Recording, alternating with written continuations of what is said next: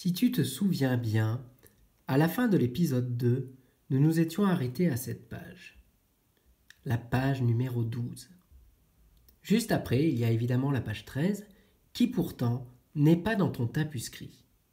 Elle n'est pas indispensable pour comprendre l'histoire, mais elle est dans l'album. C'est pourquoi je vais te la lire quand même, avec l'épisode numéro 3. Mais le vieux fut vite dérangé. Le garçonnet avait collé son nez à la vitre et lorgné sur son bouquin, comme si sa vie en dépendait.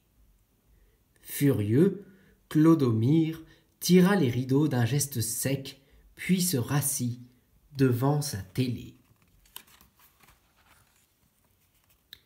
Pendant quelques instants, il put suivre son épisode en toute sérénité, mais il finit par entendre un drôle de bruit au-dessus de sa tête. Quelqu'un marchait sur son toit. Le vieillard sortit en trombe. « Ô Crévidiou, descends de là, garnement !»« Jamais sans mon livre !» clama le garçon. Tout en maugréant, Clodomir alla chercher son échelle et y grimpa. « Viens ici, patatoïde !»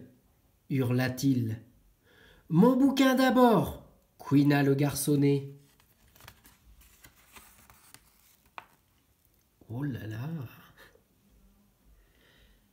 Le problème, c'est que Clodomir, avec ses vieux chaussons, n'était pas vraiment équipé pour une expédition sur le toit.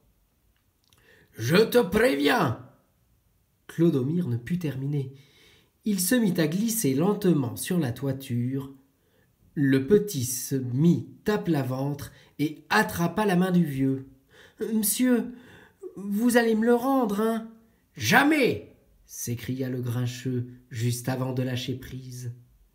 Heureusement, sa chute fut amortie par le tas de fumier qu'il utilisait pour chouchouter son jardinet. En jurant, le vieux rentra chez lui. Il s'apprêtait à aller se faire couler un bain lorsqu'il aperçut les pieds du gamin qui gigotaient dans la cheminée. « Au secours, je suis coincé !»« Oh, vinguette !» ronchonna Clodomir en se précipitant.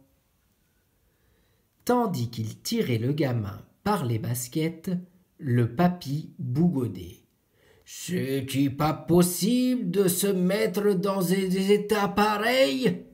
Mais qu'est-ce qu'il a donc de si spécial, ce bouquin ?